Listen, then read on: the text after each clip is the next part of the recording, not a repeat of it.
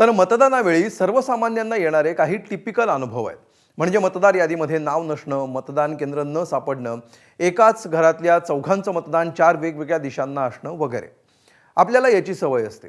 पण ज्यांच्या मागे सत्ता असते आणि आजूबाजूला शेकडो कार्यकर्त्यांचा घोळका, अशा नेते मंडळींना हे असलं काही अनुभवावं लागत नसावं असं आपल्याला वाटतं.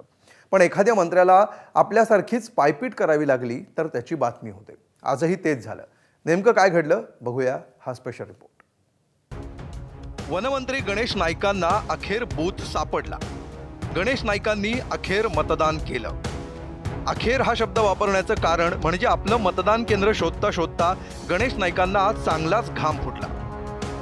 दरवेळी जिथं ते मतदान करतात तिथं ते आजही मतदान करण्यासाठी सहकुटुंब पोहोचले. मात्र तिथल्या यादीत नाईकांचं नावच नव्हतं. त्यानंतर सुरू झाली नाईकांची आणि सोबतच त्यांच्या कार्यकर्त्यांची धावपळ. 2 मतदान केंद्रांवर फिरूनही गणेश नाईक आणि कुटुंबियांचं नावच मिळत नव्हतं. हा घोळ तब्बल तासभर सुरू राहिला. अखेर कोपरखैरणे सेंट मेरी हायस्कूलमधील मतदान केंद्रावर गणेश नाईक, संजीव नाईक आणि सून कल्पना नाईक यांचं नाव मिळालं. तर इथे रूम नंबर काय सारा घोळ होता. मग आम्ही परत CBSE मध्ये गेलो. तिथे रूम नंबर 9 होता, पण मतदार यादीमध्ये आमचं नाव नव्हतं. मग परत सेंट मेरी मध्ये आलो आणि आता मतदान करून आता निघालो. एकूणच निवडणूक यंत्रणा ही टू द पॉइंट काम करते असं वाटत नाही.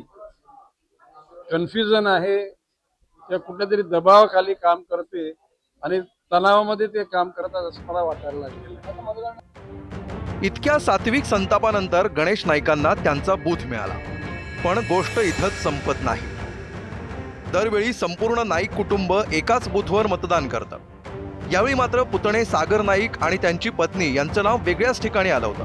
त्यामुळे मतदानासाठी एकत्र बाहेर पडलेल्या नाईक कुटुंबियांना 2 वेगवेगळ्या दिशांनी जाऊन मतदान करावं लागलं. एकनाथ शिंदेंचा टांगा पलटी करण्याची भाषा गणेश नाईकांनी प्रचारादरम्यान केली होती. त्यांच्याच वक्तव्यातील टांगा हा शब्द उचलत उद्धव ठाकरेंनी निवडणूक आयोगावर टीका केली आणि नाईकांनाही चिमटे काढले. त्यांच्या टांगा दुखल्या फिरून फिरून. या मतदान केंद्र केलं इकडे नाही, त्या मतदान केंद्रात 4 तास लागले त्यांना. म्हणजे हे मंत्र्याची हालत आहे. टांगा दुखल्या, केंद्र फरार. टांगा पलटी नाही झालं, पण त्यांच्या खेट्यावरून टांगा दुखलेत.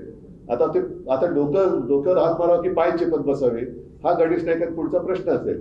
पण ह्या सगळ्या गोष्टीवरती इलाज करायचा असेल तर मला असं वाटतं निवडणूक आयुक्तांना तत्काळ निलंबित करून त्यांच्यावरती कारवाई केली पाहिजे. तर गणेश नाईकांची मतदान केंद्र शोधताना झालेली ही पायपीट पाहून नवाब मलिकांनी त्यांच्या राजकीय सजगतेवरच शंका घेतली. उनके पॉलिटिकल कार्यकर्ता पहले से लिस्ट नहीं देखते, आखिरी दिन रात में लिस्ट खोलते हैं. हमारे यहाँ तो किसी भी तरह से कोई चीज़ें नहीं होती.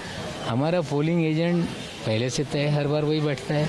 बूथ का इंचार्ज है, हमने जो BLA बनाए वो पहले लिस्ट देख लेता है, लोगों को जानकारी दे देता है. तो हमारे किसी व्यक्ति को, इतने बड़े मंत्री, अगर उनको पोलिंग बूथ नहीं पता है, इसका मतलब उनके पार्टी का संगठन निष्क्रिय है. ये सच्चाई है. महापालिका निवडणूक प्रचारात गणेश नाईक विरुद्ध एकनाथ शिंदे हा संघर्ष चांगलाच गाजला होता. त्याचाच संदर्भ घेत जितेंद्र आव्हाडांनी एका वाक्यात प्रतिक्रिया दिली. प्रश्न होता, गणेश नाईकांना मतदान केंद्र शोधण्यासाठी इतकी पायपीट का करावी लागली? त्यावर आव्हाडांचं उत्तर होतं, मंत्रिमंडळातले मंत्री आहेत गणेश नाईक, त्यांचंच नाव नाहीये. गणेश नाईकांचं नाव नाही. मतदार यादीमध्ये नाव नव्हतं त्यांचं. एकनाथ शिंदेंना विचारत नव्हतं. तर इतकी पायपीट आणि शोधाशोध करण्याची गरजच नव्हती असा दावा करत निवडणूक आयोगानं ही चूक गणेश नाईकांच्याच माथी मारली. स्वतः मंत्री गणेश नाईक यांना 4 तास लागले. गणेश नाईक साहेबांची ॲक्च्युली त्यांनी वोटिंग केलेलं आहे. त्यांच्या कुटुंबाच्या सर्वांनी वोटिंग केलेलं आहे आणि त्यांचं मतदार यादीमध्ये नाव होतं. त्यांचं ॲक्च्युली त्यांना वोटिंग स्लिप पण वाटण्यात आल्या होत्या, पण वोटिंग स्लिपमधलं त्यांनी त्यांचं मतदान केंद्र बघितले नाही, चुकीच्या मतदान केंद्रावर गेले. ही आमची चुकी नाही. गणेश नाईकांप्रमाणेच राज्यातल्या अनेक शहरात मतदारांना असाच मनस्ताप सहन करावा लागला. आपल्या प्रभागापासून कित्येक किलोमीटर दूरवरील प्रभागात मतदारांची नावं फेकली गेल्यामुळे अनेकांचा मनस्ताप झाला आणि वेळही वाया गेला.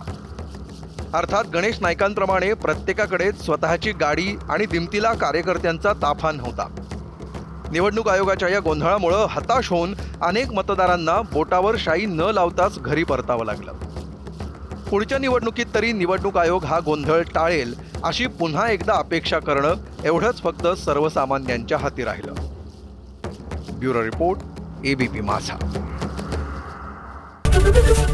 एबीपी माझा, उघडा डोळे बघा नीट.